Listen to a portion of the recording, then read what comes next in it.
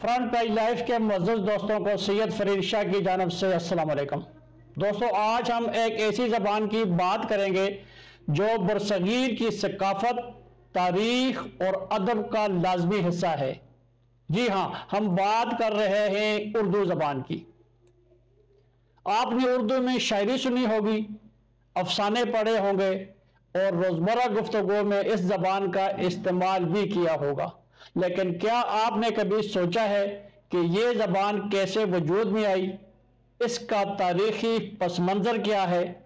اردو کا ارتقاء کن مراحل سے گزرا اور اس زبان نے دنیا کے ادب میں کیا کردار ادا کیا؟ آج کی ویڈیو میں ہم آپ کو اردو زبان کی تاریخ، اس کی ابتدا، ارتقاء اور اس کے عظیم ادبی ورثے کے بارے میں بتائیں گے۔ تو ہمارے ساتھ رہیے اور جانیے اردو زبان کی وہ داستان جو شاید آپ نے پہلے کبھی نہ سنی ہو۔ آئے اس خوبصورت زبان کے سفر کا آغاز کرتے ہیں۔ اردو زبان کی ابتدا کرتے ہوئے ہم 12ویں صدی کے دہلی سلطنت کے دور کی طرف جاتے ہیں۔ جب مسلمان فاتحین برصغیر میں داخل ہوئے تو ان کی زبانیں جیسے عربی، فارسی اور ترک زبانیں مقامی زبانوں کے ساتھ مل کر ایک نئی زبان کی شکل اختیار کرنے لگی۔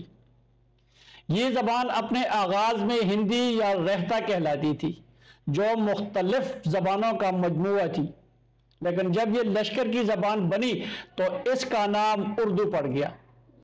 اردو ترکی زبان کا لفظ ہے جس کا مطلب ہے لشکر۔ یہی وجہ ہے کہ اردو زبان کو ایک لشکری زبان بھی کہا جاتا ہے، کیونکہ یہ مختلف تہذیبوں، قوموں اور زبانوں کے افراد کے درمیان رابطے کا ذریعہ بن گئی ہے۔ اردو زبان نے اپنا ارتقائی سفر مغل سلطنت کے دور میں شروع کیا۔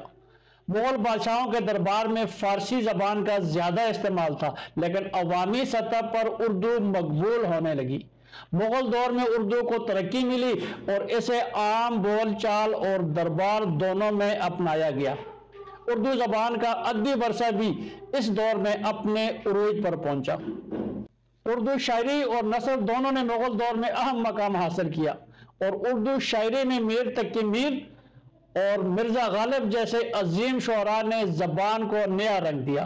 غالب کی شاعری نے اردو کو نئی بلندیوں تک پہنچایا اور میر تقی میر کی سادگی اور گہرائی نے اسے عام آدمی تک پہنچایا۔ اردو ادب نہ صرف برصغیر بلکہ دنیا بھر میں اپنی انفرادیت اور خوبصورتی کے لیے مشہور ہے۔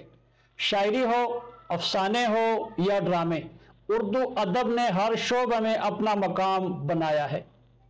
اردو شاعری میں غزل، قصیدہ، مرثیہ اور رباعی کی خاص اہمیت ہے۔ میر، غالب، اقبال اور فیض احمد فیض جیسے شعراء نے اپنی تخلیقات کے ذریعے اردو ادب کو عالمی سطح پر پہچان دی۔ اردو نثر میں بھی داستان گوئی، افسانہ نگاری اور ناول نگاری نے اہم کردار ادا کیا۔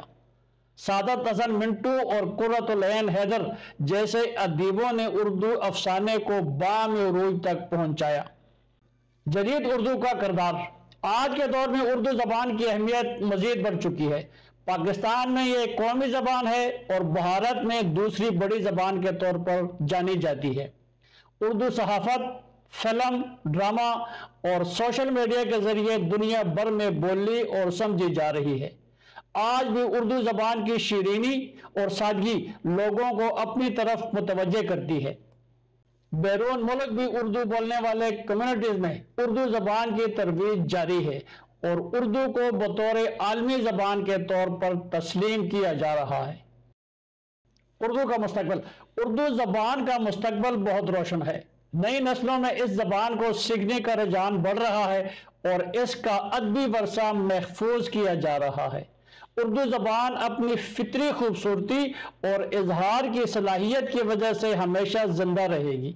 دنیا بھر میں اردو کے ادارے اور تعلیمی مراکز قائم ہو رہے ہیں جہاں اردو کی تعلیم دی جا رہی ہے اور اس زبان کو مزید فروغ دیا جا رہا ہے۔